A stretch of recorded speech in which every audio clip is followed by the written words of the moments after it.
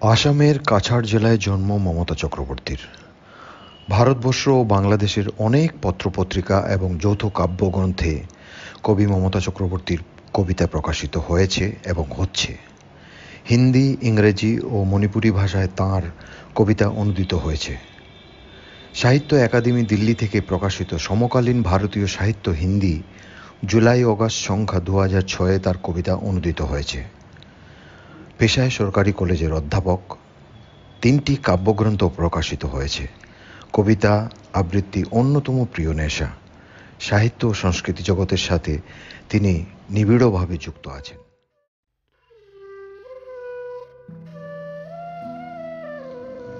প্রতিদিন জেগে উঠি, কলমে মমতা চক্রবর্তী, কণ্ঠে কুণাল ভট্টাচার্য। প্রতিদিন জেগে উঠি গভীর প্রত্যাশা নিয়ে, জীবনের কাছে কি এক সোনালী প্রত্যাশা। প্রতিদিন হৃদয়ের তট ভাঙে মাঝে মাঝেই, নামে বিরাট এক একটা ধস।